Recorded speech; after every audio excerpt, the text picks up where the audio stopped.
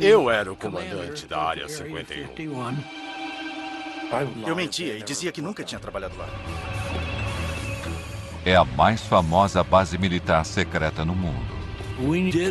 Nós aceitávamos estas condições. Mantenha a boca fechada. Sua vida e outras vidas dependem disso. Agora, os homens que trabalhavam na Área 51 contam suas histórias pela primeira vez.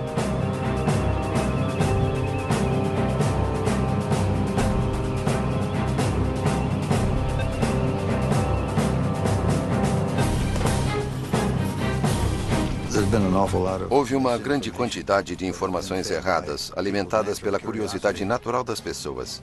Quem não sabe o que está acontecendo quer descobrir.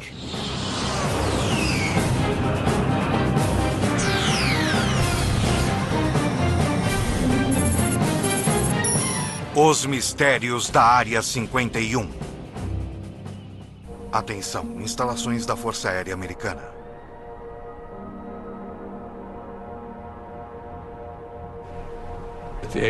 A CIA nunca admitiu e nunca irá admitir que existiu uma Área 51. Ponto final.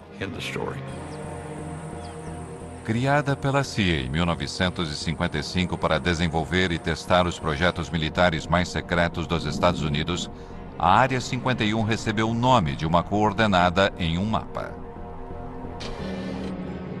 Embora oficialmente ela não exista, imagens atuais de satélite do deserto de Nevada mostram 7 pistas e mais de 25 hangares. Envolta em segredos, o acesso sempre foi muito restrito.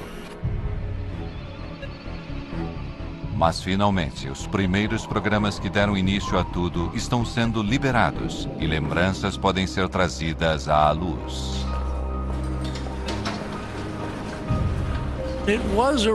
Era uma verdadeira Guerra Fria.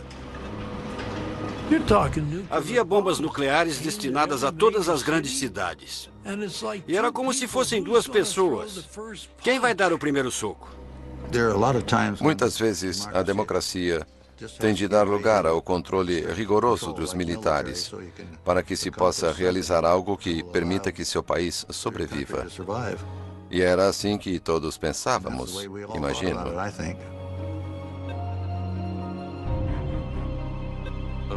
Quando tínhamos uma reunião, lápis e papel não eram permitidos. Os pilotos não podiam conversar entre eles. Nada era escrito. Ficava tudo em nossas cabeças. Quando entrávamos para o programa, recebíamos um codinome. Meu primeiro nome era Ken, e o sobrenome começava com C, de Collins. Mas era Colmar, C-O-L-M-A-R. No meu caso, não sou tão curioso. O que era bom no aspecto do segredo. Se eu não preciso saber, eu não vou perguntar. Me disseram para não me incomodar com o que eu podia fazer, que eu estava liberado pelas mais altas autoridades em Washington. Eles tinham um mecanismo para saber o que eu estava fazendo, o que estava dizendo e para onde estava indo.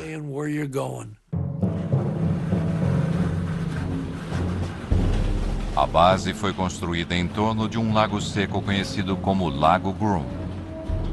O lugar oferecia vantagens óbvias. Precisávamos de um bom lugar para pousar, onde pudéssemos pousar de qualquer direção, dependendo de onde o vento viesse, e um lago circular servia a esse propósito. Também era protegido por montanhas em torno dele, assim não era muito visível. Liso como vidro. Era inacreditável. Eu podia ir de carro na velocidade máxima e não sentia nenhum solavanco. Era fantástico. O Lago Groom era muito amplo. Havia vários trailers nos quais vivíamos. E havia um prédio comum onde comíamos.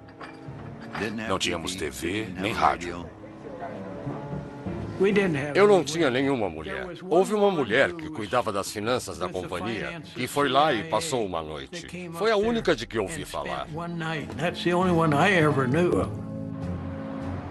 O primeiro nome dado ao lugar foi Rancho Paraíso. Eles achavam que isso ia suavizar o impacto da austeridade.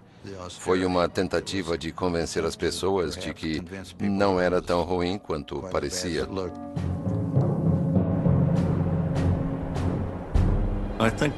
O encanto da Área 51 é que apenas tinha um trabalho a fazer. E que não fosse necessário, não ia para lá. Não ia querer ir para lá. Porque não era grande local de férias.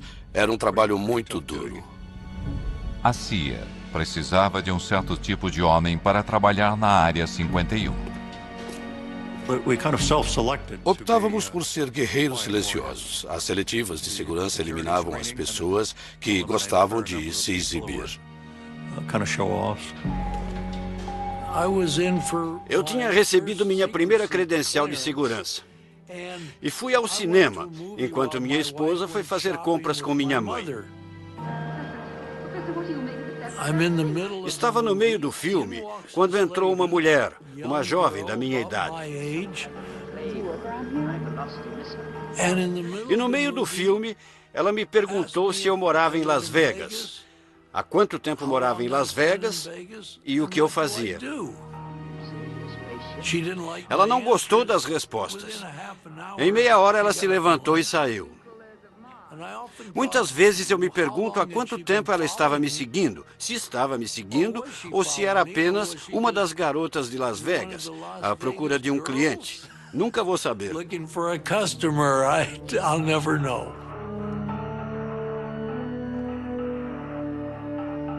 Não nos disseram o que ia ser, não tínhamos ideia. Diziam apenas que era extremamente sensível e que não devíamos comentar com ninguém. As entrevistas eram realizadas em quartos de hotel. Um sujeito tinha passado em tudo. Então lhe disseram, temos um projeto secreto no Oeste. Queremos que trabalhe nele. Está interessado? Ele disse, tenho que conversar com a minha mulher. E eles disseram, tudo bem, faça isso. Ele voltou ao quarto do hotel. Eles tinham ido embora, fizeram as malas e saíram. Ele nunca mais os viu. O fato de ele ter que perguntar à esposa se podia ou não trabalhar no projeto acabou com suas chances.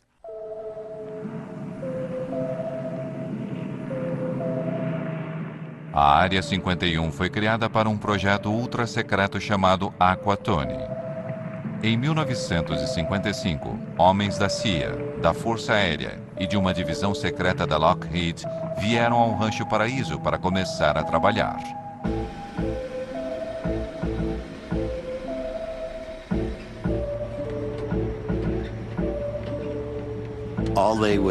Todos nos perguntavam, você vai realmente ser voluntário para ser uma cobaia?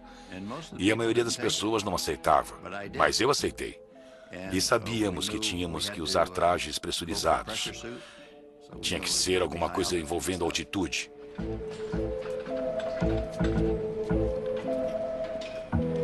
O sangue ferve acima de 15 mil metros sem pressurização. Então, se você perder a pressurização acima dessa altitude, o traje salva sua vida.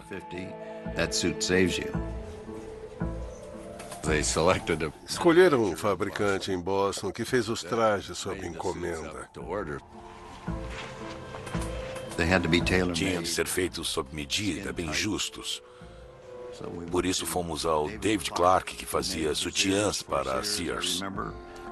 Sei que algumas pessoas estavam animadas porque era emocionante, mas eu não. Eu mal podia dormir, ler um livro ou pensar sobre o que eu ia fazer, porque algumas das missões não eram nada simples. Tínhamos que voar de uma certa maneira para conseguir fazer as coisas. Cada quilo extra, até mesmo as rodas, podiam limitar a capacidade do U-2 de voar alto. Todo o combustível ficava na asa, não tinha como não arrastar a ponta no chão. Então as rodas mantinham as asas levantadas e assim que elas tinham sustentação, as rodas caíam e eu já decolava subindo em espiral.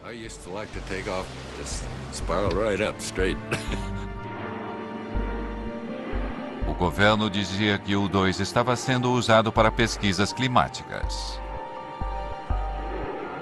Essa era a nossa desculpa, um esquadrão de reconhecimento climático. Se não é um avião convencional, então o que será? O U-2 voava 3 vezes mais alto que aviões regulares e às vezes era visto por civis. Eu não tenho certeza, mas acho que vi o reflexo do sol numa janela de observação ou algum tipo de escotilha.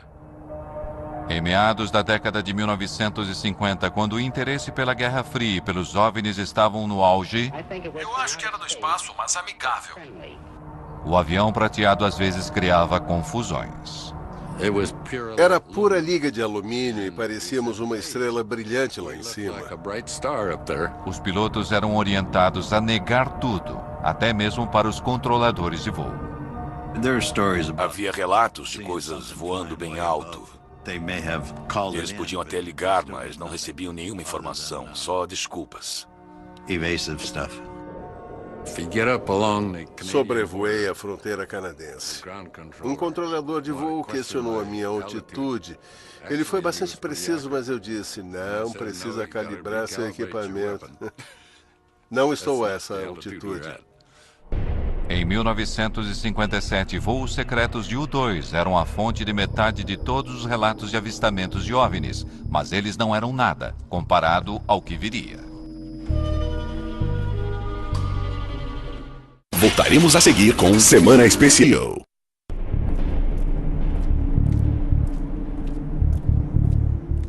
A Área 51 era tão remota que a maioria dos funcionários vinha semanalmente de Burbank ou Las Vegas.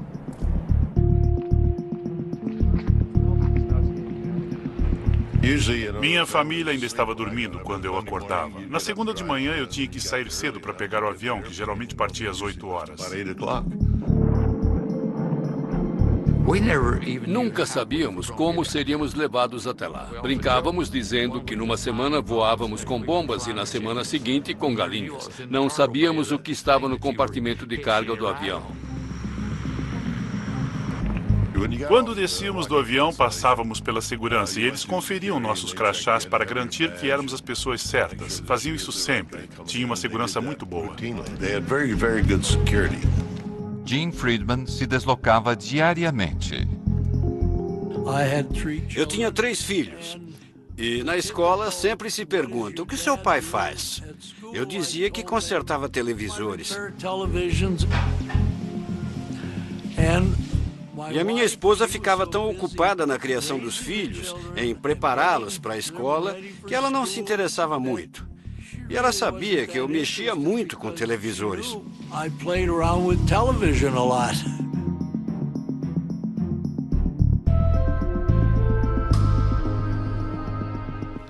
Era bom. Tínhamos uma vida boa. Embora às vezes ele não voltasse para casa durante uma semana. Mas ele ligava, avisando que tinha que trabalhar. E as crianças, especialmente a minha filha, dizia, cadê o papai? Teve que fazer hora extra? Eu não sabia o que ele fazia. Era uma rotina estranha. Eu voltava para casa à noite. Minha mulher perguntava, como foi seu dia hoje? E eu dizia, não foi ruim. Consertei algumas TVs. Quer dizer, ninguém vai falar. Ah, querida, conseguimos detectar a seção transversal do avião mais secreto do mundo nos mínimos detalhes. Tá bom. E o que você fez hoje? Nada. Não podíamos nem tocar no assunto. Vamos encarar a realidade sem pânico. Esta é a nossa realidade. Algum dia, bombas atômicas podem ser lançadas em nossas cidades. A insistência no sigilo total era motivada pela paranoia da Guerra Fria e o temor generalizado de que a União Soviética poderia destruir os Estados Unidos. Um lado desconfiava do outro e o país tinha medo de ser dizimado por um ataque nuclear. Não se confiava em ninguém, nem mesmo nos pilotos de teste da Área 51. Em 1963, o avião de Ken Collins caiu em uma missão de treinamento. Uma semana depois, me perguntaram se eu concordaria em ser hipnotizado. Queriam descobrir se eu não tinha esquecido alguma coisa. Eu concordei. Então, eles trouxeram um psiquiatra importante de Boston.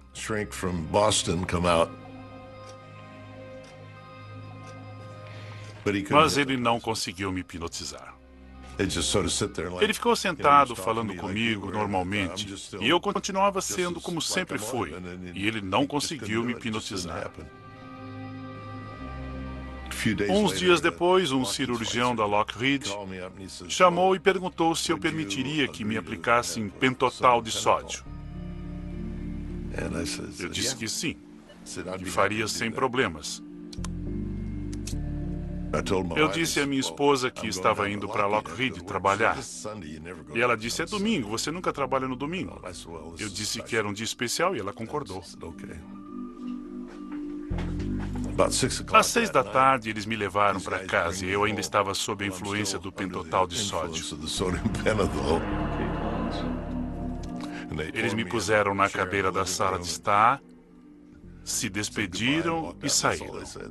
Não falaram nada para minha esposa. Tinham levado meu carro, deram a chave. Ela ficou uma fera. Pensou que eu estava bebendo com os caras. Mas no fim concluíram que tudo o que eu tinha dito era verdade.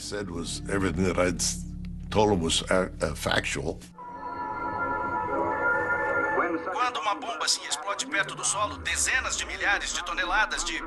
O governo corria para desenvolver armas cada vez mais potentes e decidiu realizar testes nucleares ao lado de sua base secreta, a Área 51. Coloquem os óculos. Ficávamos no meio da área de testes nucleares em Nevada e ninguém queria ir até lá. Essa privacidade era muito importante para podermos trabalhar. E fazíamos tudo com uma boa dose de segredo. Mas com mais de 450 explosões nucleares entre 1955 e 1968, o local tinha seus inconvenientes. Quando havia explosões nucleares lá, éramos avisados e tínhamos que evacuar o local. Uma vez demoramos quase 2 semanas para voltar por causa do clima e dos ventos desfavoráveis. Tivemos que usar crachás de radiação para ter certeza de que não estávamos contaminados.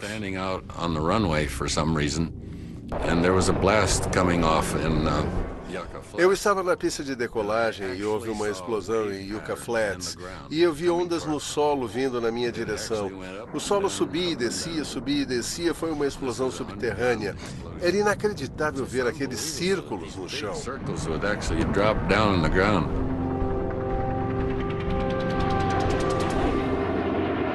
Diante das pressões da Guerra Fria, os Estados Unidos temiam que o U-2, o principal projeto da Área 51, já estivesse se tornando vulnerável aos mísseis soviéticos.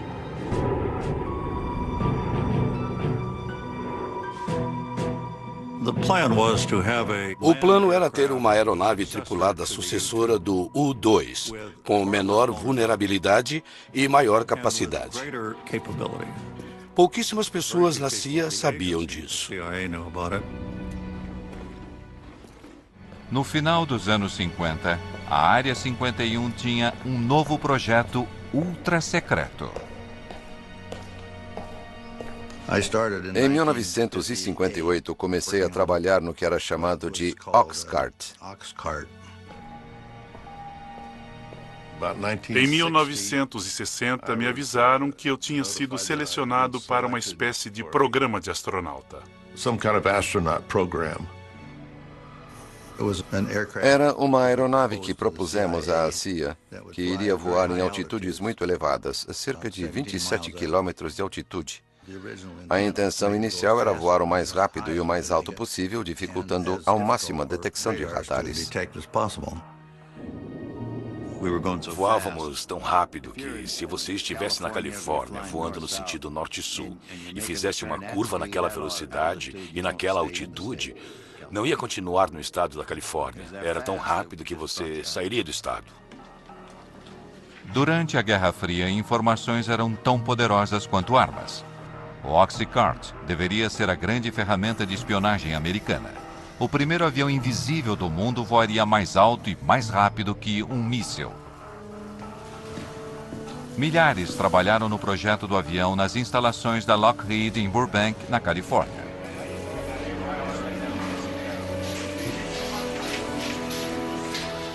Mas, apesar da grandeza da produção, o projeto permaneceu secreto.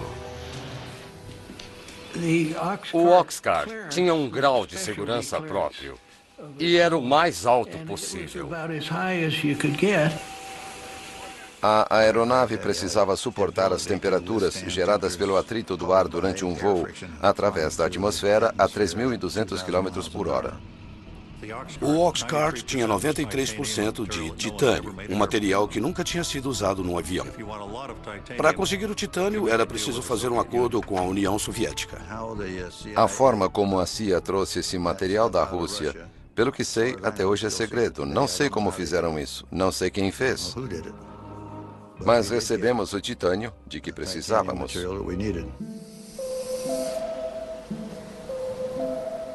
Quando o protótipo do Oxcart ficou pronto, o governo precisava levá-lo da linha de produção na Califórnia até a Área 51.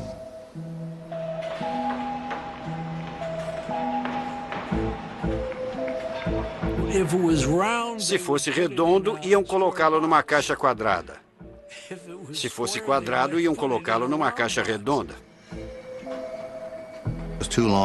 Era muito longo e as asas muito grandes. Assim, as partes foram separadas e levadas de Burbank até o Lago Groom.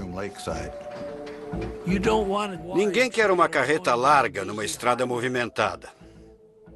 Então, era feito sorrateiramente, quando não tinha ninguém por perto.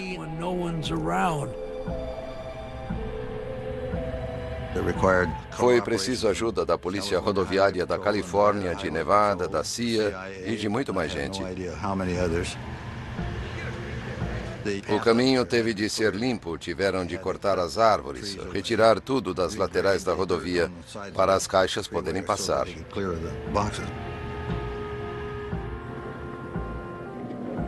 Eles não podiam saber o que estava nas caixas, mas tinham de saber que era uma coisa que tinha de ser protegida e mantida em segredo. Foi uma operação bem grande para levá-lo até o Lago Groom.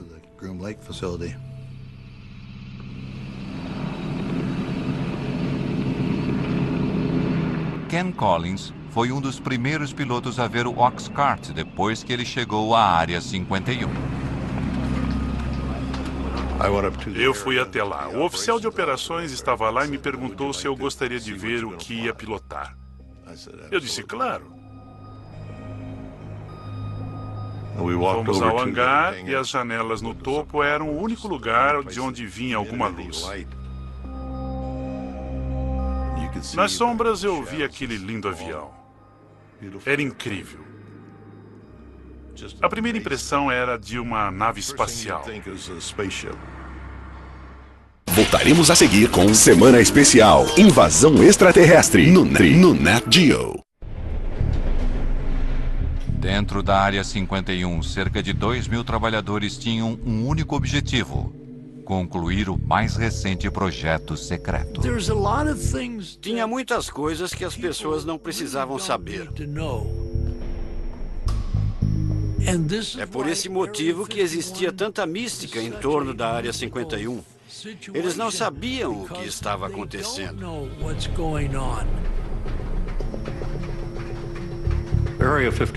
A Área 51 só tinha um propósito: desenvolver o Oxcart e colocá-lo em operação no exterior. As informações sobre o Oxcart permaneceram confidenciais durante décadas. Seu sucessor, o icônico SR-71 Blackbird, é muito mais conhecido. Mas atualmente, detalhes sobre o Oxcart finalmente estão sendo revelados.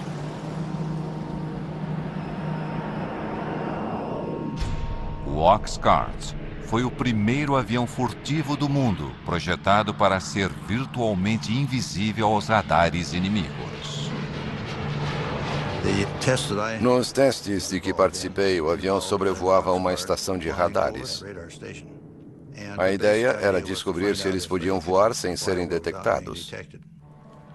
Fui à sala de controle de radares para ver o que acontecia quando a aeronave passava. Eu estava lá e ninguém conseguia ver muita coisa acontecendo. De repente, pareceu que uma escada tinha caído no telhado. Era a onda de choque do avião. Ele não foi visto nos radares. Parecia que estava fazendo o seu trabalho. A aeronave podia ir de uma costa a outra dos Estados Unidos em 70 minutos, mas seu único objetivo era a espionagem. Estas imagens feitas sobre a Coreia do Norte foram liberadas pela CIA e nunca tinham sido divulgadas antes. Elas revelam a capacidade do avião de fotografar objetos no solo, voando a 27 mil metros de altura, numa velocidade de 3.500 km por hora. A câmera estava num avião voando numa velocidade de Mach 3. A resolução era de 12 polegadas, 30 centímetros. Se você pensar num objeto no chão e puser uma grade sobre ele com 30 centímetros de lado, cada um desses quadrados vai ser preto, branco ou cinza. Um objeto com 30 centímetros de comprimento pode ser claramente identificado como um objeto, embora não possamos reconhecer a estrutura interna. Mas se tirarmos a foto de um tanque, ele vai ter 500 pontos e vai identificar o tanque. Mas, no auge da Guerra Fria, os homens da Área 51 não eram os únicos com câmeras potentes.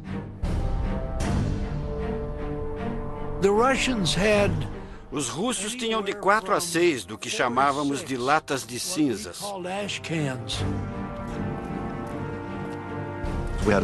Tínhamos uma estação de monitoramento de satélites e éramos avisados do momento em que o satélite deveria passar.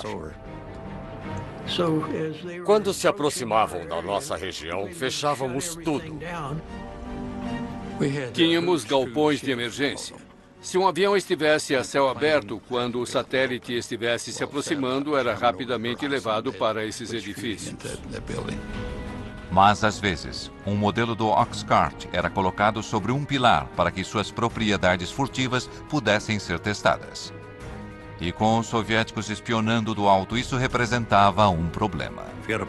Era muito difícil disfarçar um avião em cima de um poste quando o satélite passava. O pessoal da segurança não queria que eles vissem. Não tínhamos outra opção a não ser tirar a maquete de lá e colocá-la no hangar. E depois colocá-la de volta no lugar.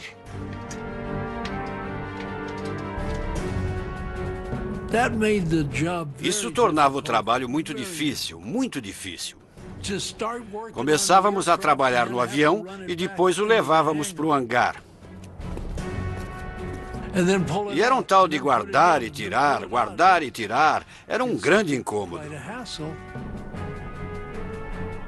Apesar dos esforços para esconder o avião secreto, agentes de inteligência descobriram que a União Soviética tinha um desenho do avião e tinha encontrado uma forma de detectar o Oxcart. Fazíamos a maioria dos testes durante o dia. A radiação do sol aquecia tudo, menos a sombra. Se deixássemos a maquete ali durante meia hora, ela deixaria uma sombra que uma câmera infravermelha conseguiria captar. Assim, os homens da Área 51 passaram a criar aviões falsos para enganar os soviéticos.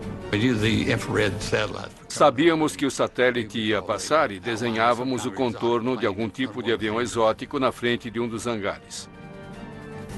A maioria era de papelão.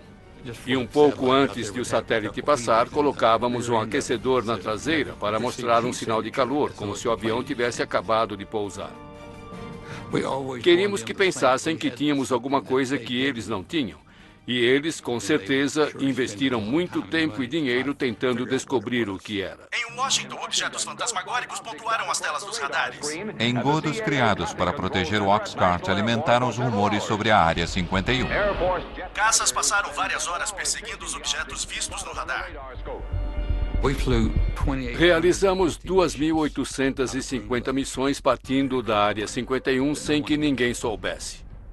O avião não existia e, naturalmente, dependendo da luz do sol, era visível e acabava se tornando um avistamento de OVNI. O general Sandford, diretor de inteligência da Força Aérea, confirmou que os objetos não são armas secretas americanas e afirmou que a Força Aérea vai investigar. Isso foi na época em que a Força Aérea conduzia o projeto Blue Book, investigando os avistamentos de OVNIs. Eles começam a investigar e, de repente, encontram uma parede de segurança. Disseram que era uma missão ultra secreta, tinham que inventar uma história e esquecer que aquilo tinha acontecido. Recebemos e analisamos entre 1.000 e 2.000 relatórios. Assim, os pobres coitados do projeto Blue Book tiveram que inventar uma história para explicar os avistamentos. Com todo respeito à Força Aérea, acredito que alguns deles sejam de origem interplanetária. Os controladores de tráfego aéreo tiveram de ser alertados para não relatarem algo se movendo tão rápido no espaço aéreo americano para não alarmar as pessoas. Os pilotos comerciais criavam problemas. Eles viam a aeronave subindo, chegando a 24 mil metros. E os aviões comerciais estavam a 12. E eles entravam em contato com o solo e falavam feito desesperados. Mas eles viam. E os passageiros viam. O FBI ia até o aeroporto em que pousavam e os faziam assinar um documento para não revelar o que tinham acabado de ver. Mas acontecia um desastre na Área 51. A máquina de acobertamento era acionada.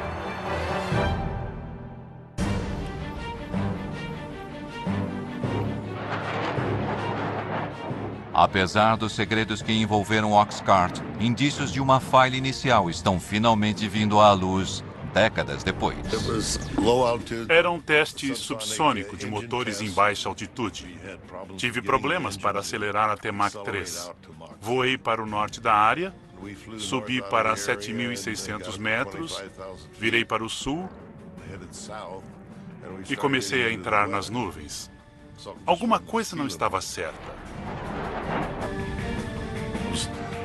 O avião embicou, ficou invertido e entrou em espiral. Não dava para recuperar.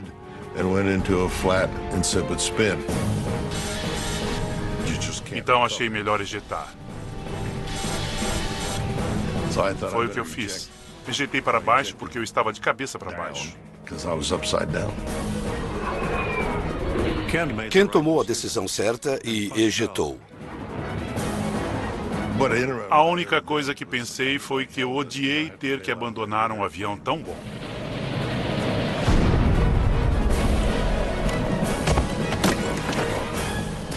Ele desceu em algum lugar perto de Wendover, Utah. Eu pousei, recolhi o paraquedas, porque achei que ia precisar dele. Talvez tivesse que passar a noite ali e ia dormir dentro dele.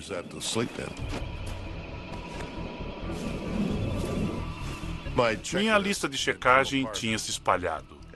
Comecei a recolher algumas das páginas, eram todas confidenciais e tinham o carimbo de secreto. Tudo que eu consegui recolher eu pus no bolso. Passou uma picape no deserto e tinha 3 homens nela. Eu fiquei surpreso em vê-los. Eles disseram para subir, que iam me levar ao avião. Eu disse, não, é um F-105. Essa era a história que contávamos. Eu disse, tem uma arma nuclear a bordo. Eles disseram, é melhor você subir, vamos embora, não vamos ficar. Então entrei na frente com eles. Ficamos em 4 pessoas lá dentro.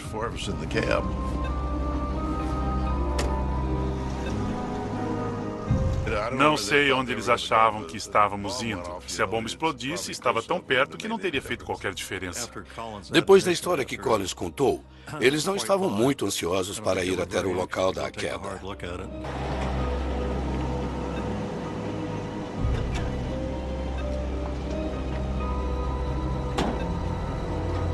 Tínhamos um número de telefone para essas emergências. Fiz uma chamada rápida. Me identifiquei, só precisavam saber disso e eu lhes disse onde estava.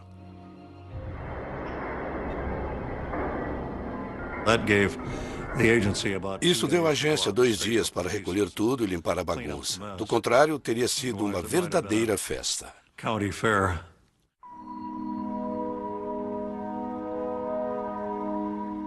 Esta é a primeira vez que fotos do esforço do governo para limpar o local do acidente são reveladas.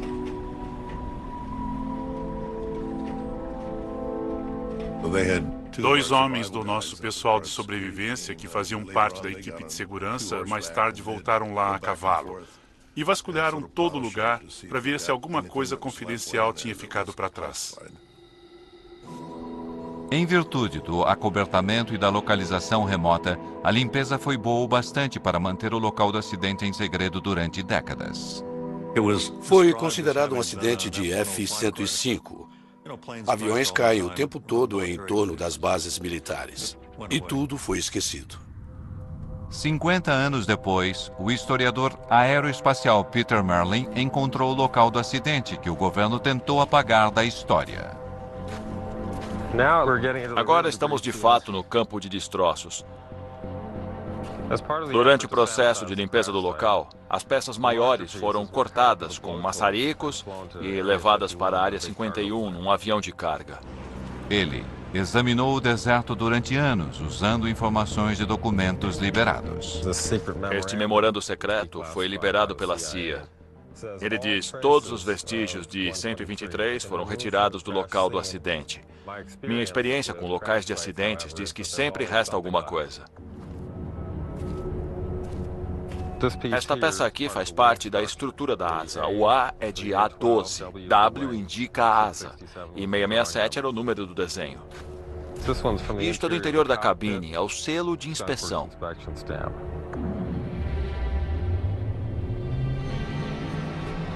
Esta é a cratera do impacto.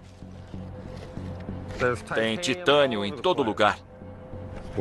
Nossa, é um pedaço grande. É um titânio bem espesso. A fuselagem atingiu o solo bem aqui, nos dois lados. Há uma depressão causada pelos motores. Uma bem aqui. É uma depressão causada pelo motor. Aconteceria a mesma coisa hoje se um avião secreto da Área 51 caísse aqui. Provavelmente haveria as mesmas restrições de segurança. Também inventariam uma história para acobertar.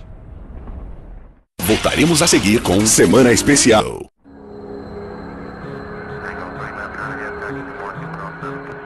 Aeroporto McCarran, Las Vegas. Dias de hoje. Um hangar particular para jatos não identificados. Diariamente, funcionários continuam fazendo a mesma viagem para a Área 51, que ocorre desde os tempos do U-2 e do Oxcart. Esses primeiros programas tornaram a Área 51 um lar permanente para projetos secretos americanos. Se você procurar nos registros, nunca houve um voo sequer no Lago Groom. Nada era o que parecia ser. Voo 963, liberado para decolar. E o mistério continua até hoje. O orçamento militar anual para projetos secretos militares é de 41 bilhões de euros. O nível mais alto na história dos Estados Unidos. Mas nem mesmo aqueles que já sacrificaram tanto pela Área 51 conhecem os segredos. Gostaria de saber o que estão fazendo, mas não sei. Ouvi falar até que a Área 51 serve de acobertamento para uma área muito mais secreta. Eu não sei. Também não posso confirmar isso. Não tenho ideia. Gostaria de saber. O sigilo e os acobertamentos continuam alimentando os rumores. Há muitas situações que as pessoas não podem saber que não são verdadeiras. Por isso existe uma grande quantidade de informações falsas alimentadas pela curiosidade natural das pessoas. Se você não sabe o que está acontecendo, quer descobrir. Muitas vezes, até mesmo a especulação mais absurda contém uma ponta de verdade. Dizem que existem câmaras subterrâneas lá, túneis que vão até Las Vegas. E não existe absolutamente nada disso. Foram realizados testes nucleares subterrâneos porque na superfície espalhariam radioatividade. Mas não há nada na área. Outra coisa que dizem é que obtivemos toda essa velocidade e tecnologia a partir de engenharia reversa feita em naves extraterrestres. É verdade que fizemos engenharia reversa, mas foi num MiG-21 russo capturado em 1968. Nós o desmontamos para ver como os russos tinham feito. E então montamos de novo e voamos com ele.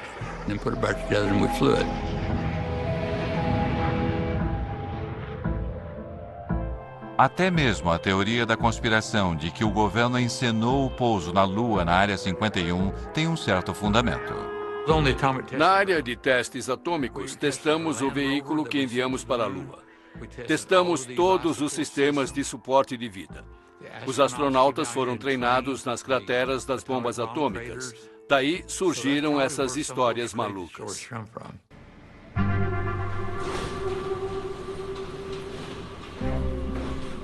Quando as pessoas se inscreviam para os projetos do Oxcart ou do U-2, sabiam que isso talvez nunca fosse revelado. Basicamente, estavam dizendo: ei, olha, é um segredo de família e estamos dispostos a ir para o túmulo com ele. Foi uma honra muito grande ter um trabalho com tanta confiança depositada em mim, em nome do país.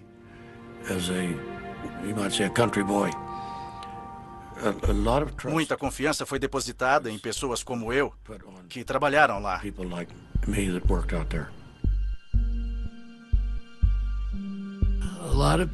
Muitas pessoas dedicaram suas vidas. Algumas famílias se separaram.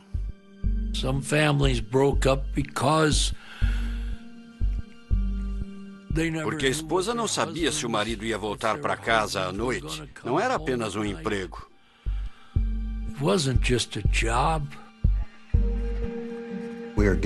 Tínhamos de realizar algumas tarefas. Acreditávamos nisso, fazíamos o melhor possível. Fico feliz com o resultado. Mas quando se trata do que aconteceu na Área 51, a única certeza que temos é a de que nunca saberemos de tudo. Estou contando uns 5% do que aconteceu. Só contei uma parte da história, sério.